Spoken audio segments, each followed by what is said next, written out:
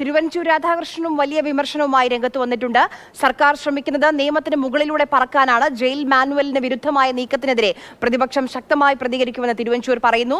ഇത്ര നിഷ്ഠൂരമായ ക്രൂരകൃത്യം ചെയ്തവർക്ക് എങ്ങനെയാണ് പരോൾ പോലും കൊടുക്കാൻ സാധിക്കുകയെന്നും തിരുവഞ്ചൂർ രാധാകൃഷ്ണൻ ചോദിക്കുന്നു. അപ്പോൾ ജയിൽ മാനുവലിന് വിരുദ്ധമായിട്ടാണ് ഇവർക്ക് റിമിഷൻ കൊടുക്കുന്നതിനെ കുറിച്ചുള്ള തീരുമാനം ഗവൺമെൻറ് എടുക്കുന്നത്. ഇവിടെ DGP റെക്കമെൻഡ് ചെയ്തു എന്നാണ് ഞാൻ മാധ്യമങ്ങളിലൂടെ കണ്ടത്. DGPക്ക് അത് റെക്കമെൻഡ് ചെയ്യാനുള്ള അധികാരമില്ല. കാരണം നിലവിലുള്ള നിയമത്തെ ലംഘിച്ചുകൊണ്ട് ഒരു നടപടി എടുക്കണമെന്ന് പ്രേരിപ്പിക്കത്തക്ക വിധത്തിലുള്ള ഒരു റെക്കമെൻഡേഷൻ ജയിൽ DGPക്ക് എങ്ങനെ കൊടുക്കാൻ പറ്റും? ജയിൽ മാനുവലിന് വിരുദ്ധമായിട്ടുള്ള പെരുമാറ്റമാണ് അവർ ജയിലിൽ നടത്തിയിട്ടുള്ളത്. ജയിലിനകത്ത് തന്നെ അവർ നടത്തിയ ക്രിമിനൽ കുറ്റങ്ങളെക്കുറിച്ച് എത്രയോ കേസുകൾ നിൽപ്പുണ്ട്. അവർക്ക് അനധികൃതമായ പരോൾ കൊടുത്തിട്ടില്ലേ? പരോൾ വ്യവസ്ഥ പോലും ലംഘിച്ചുകൊണ്ടാണ് ഇവർക്ക് തുടർച്ചയായ പരോൾ കൊടുത്തിട്ടുള്ളത്.